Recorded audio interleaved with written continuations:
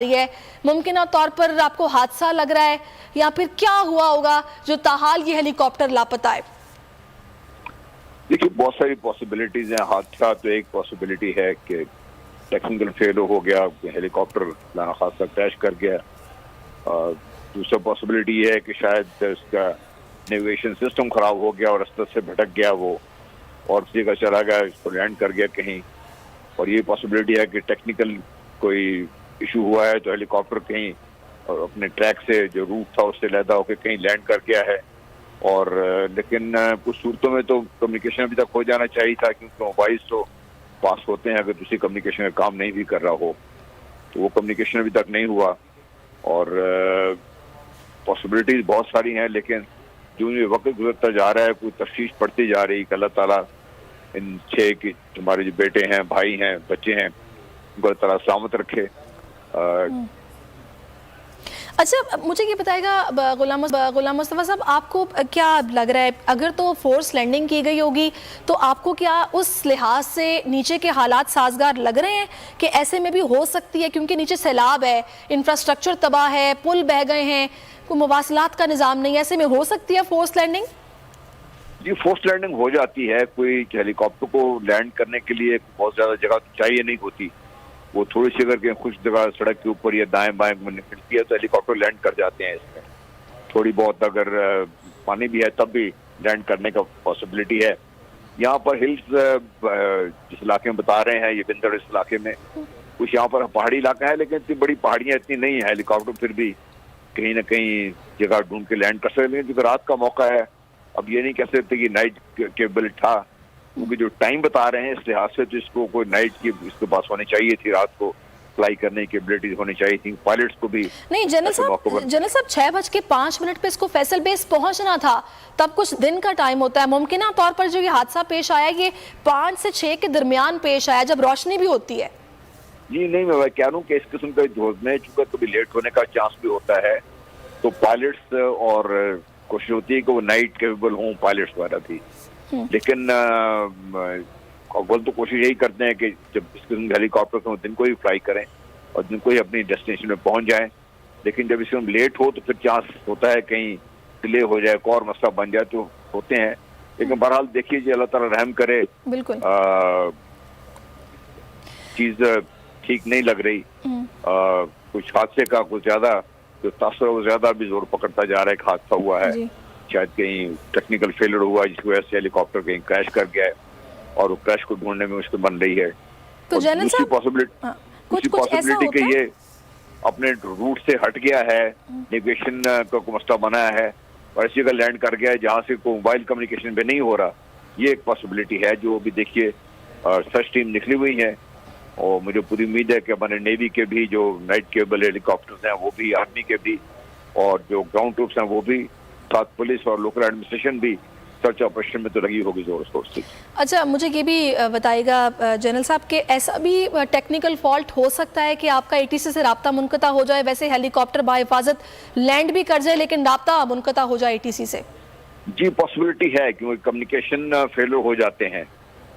वो पॉसिबिलिटी है कि कम्युनिकेशन फेल हो गया और इस सूरत में फिर पायलट की कोशिश होती है कि अगर कॉन्टैक्ट टूट जाए तो फिर वो लैंड करे ताकि सेफ्टी की इतला दे पहले सबको, क्योंकि जहाँ भी जिस भी कंट्रोल के ये उसमें रेंज में होता है उनको हर वक्त उनकी फिक्र लगी रहती है कहाँ पर हैं, कैसे हैं, किन हालात में हैं।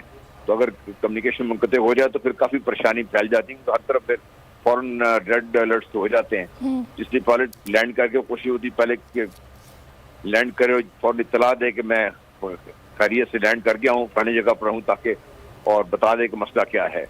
सही। अच्छा, ये भी बताया जाता है कि फौरी उसके बाद टीम्स को रवाना कर दिया जाता है, उसी रूट पर भेजा जाता है। 6:50 पर ऑपरेशन का आगाज़ हुआ, अब तकरीबन 12 बज गए हैं, तो इतनी देर गुजर चुकी है और जो टीम्स गई होंगी उनकी तरफ से कोई खबर अभी तक नहीं आई है, मतलब कुछ यानी कि पता नहीं चल सका। तो आपके ख्याल में फिर ये ट्रबल एरिया होने की वजह से इतना वक्त लग रहा है, कुछ अंधेरा भी हो गया? जी, ये पॉसिबिलिटी है। देखिए, अल्लाह ताला रहम करे, अगर आप रूट प्लान करें तो रूट के दाएं तरफ समुंदर बनता है और अगर खुदा न खास्ता ये नेविगेशन फेलियर हो गया है और रूट से हट गया है तो फिर कहीं समुद्र में खुदा न खास्ता वहाँ पे ढूंढना और मुश्किल बन जाता है। तो है, काफ़ी पॉसिबिलिटीज़ हैं। उम्मीद तो ये करनी चाहिए कि टेक्निकल फेलियर था, कहीं ऐसी जगह पे लैंड कर गया जहाँ से कम्युनिकेशन नहीं हो रही, और कोशिश कर रहे हैं कि मिल जाए, किसी तरीके से लोग मिल जाएं, शायद ये सुबह तक कोई तलाश मिल जाए हमें। दुआ करनी चाहिए। अल्लाह ताला बिल्कुल, हम हमारे दुआ बेटों को हैं सलामत रखे। जनरल रिटायर्ड गुलाम मुस्तफ़ा साहब। अच्छा, आपका कभी इंटरेक्शन हुआ लेफ्टिनेंट जनरल सरफराज से, कोर कमांडर हैं जो, क्योंकि हमने उन्हें ये देखा है बज़ाहिर बड़ा वो ज़बरदस्त उनकी प्रोफेशनल एक्सपर्टीज़, और जिस तरह वो इस सैलाब के सारी सूरत हाल में इन इलाकों का मुआयना करते रहे हैं, लोगों के बीच मौजूद रहे हैं, काबिल सताइश है उनकी खिदमत। आपका कभी उनसे इंटरेक्शन रहा है? जी, मैं देखिए, मुझे रिटायर हुए भी तकरीबन 18वां साल जारी है, और ये नौजवान अफसर होंगे जब मैं सर्विस में था, और कहीं इंटरेक्शन हुआ होगा, लेकिन जो इनकी कैरियर प्रोफाइल है या जो इनके बारे में बातचीत सुनी है, बहुत केबल और कॉम्पिटेंट ऑफिसर थे। कमांड स्टाफ कॉलेज भी रहे हैं, बड़े सिलेक्टेड लोग जाते हैं वहाँ पर, और उसके बाद 12 कोर की कमांड भी बड़ी एक चैलेंजिंग कमांड है, क्योंकि बलूचिस्तान का इलाका में बहुत से मसाइल दूसरे भी हैं, जिसकी वजह से बड़े मंझे हुए लोगों को वहाँ पे भेजा जाता है। और अभी तक जितना भी इनका काम था, अल्लाह के फजल से बहुत बेहतर काम कर रहे थे। इनके अंडर कमांड 12 कोर और बाकी ट्रुप्स भी बहुत तनदेही से अपने काम में मसरूफ थे, और खुद भी ये इसके बारे में कहा जाता है कि सोल्जर थे बिल्कुल, और कोई इनके बारे में कोई ऐसी बातचीत नहीं है जिसकी कोई ऐसी किस्म का कोई मनफी तासुर किसी जगह भी नहीं मिला जहाँ से बात हुई है। सबने इनकी तारीफ की है कि बहुत बैसियत इंसान भी, बैसियत सोल्जर भी, बहुत ही अच्छे ऑफिसर हैं ये हमारे। ये सही। चलिए, अब हम सभी दुआ कर रहे हैं कि अल्लाह करे कि कुछ ऐसा हुआ हो कि ये फोर्स लैंडिंग कर ली गई हो और ये राब्ता कुछ टेक्निकल फॉल्ट हुआ हो जो ATC से मुनक़ता हो गया है, लेकिन अब ये 6:50 पर जिस ऑपरेशन का आगाज़ किया गया, ताहाल उसका अभी तक तो कुछ पता नहीं चल सका कि आया कोई राब्ता हो पाया, या फिर नीचे किसी सिविलियन ने कुछ देखा है जिसने इतला दी हो, नीचे पुलिस को दी हो, या फिर किसी को भी दी हो। ट्रबल एरिया है, पहाड़ी इलाका भी है, और 1 घंटे का बताया जा रहा है कि वक्फा है उथल से कराची तक का, फैसल बेस तक का, और इसी 1 घंटे में तकरीबन 6:05 पर लैंडिंग थी, लेकिन उससे कुछ देर पहले ATC से राब्ता मुनक़ता हुआ है, और अब भी कुछ नहीं कहा जा सकता, कुछ भी कहना कबल अज़ वक्त है।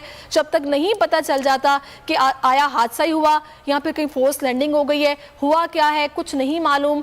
दुआ की जा सकती है कि अल्लाह ताला अपना रहम करे, अपना करम कर दे कि तमाम फौजी अफसरान बाहिफाजत हों, महफूज जगह पर लैंडिंग कर ली गई हो, और एक अच्छी खबर आए कि इनके प्यारे जो कि अभी बहुत परेशान हैं वो खुश हो जाएं, उनको एक अच्छी खबर मिल जाए कि ये जल्दी घर वापस लौट आएंगे, और ये किसी जगह पर फोर्स लैंडिंग करने के बाद बाहिफाजत मौजूद हैं।